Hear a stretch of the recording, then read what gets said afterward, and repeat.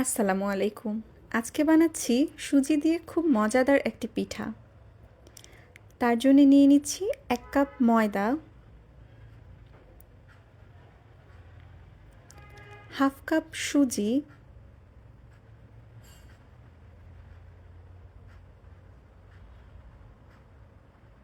গুঁড়া দুধ,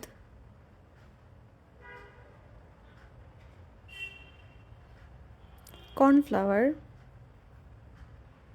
লবণ, বেকিং পাউডার, একটি ডিম,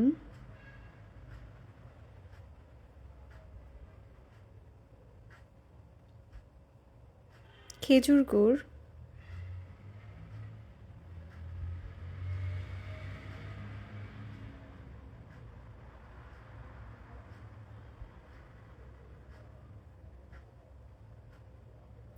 এবং 1 কাপ পানি। সব কিছু একসাথে ভালো করে মিক্স করে নিব।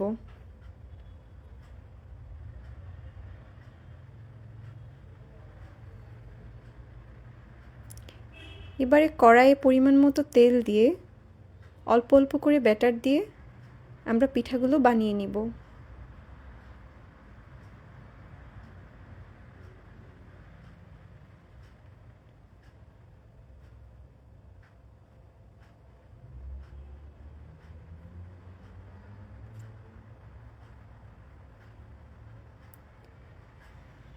এপিট ওপিট করে দিয়ে পিঠাগুলো যখন এরকম ফুলে আসবে তখন বুঝতে হবে পিঠাগুলো হয়ে গিয়েছে।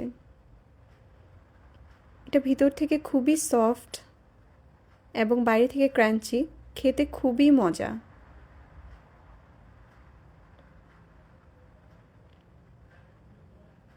গরম গরম খেতেও ভালো লাগে এবং রেখে দিয়ে ঠান্ডা করে খেলে এটা আরও স্বাদ বেড়ে যায়। এই তো তৈরি হয়ে গেল আমাদের সুজি দিয়ে বানানো খুব মুখরোচক একটি পিঠা।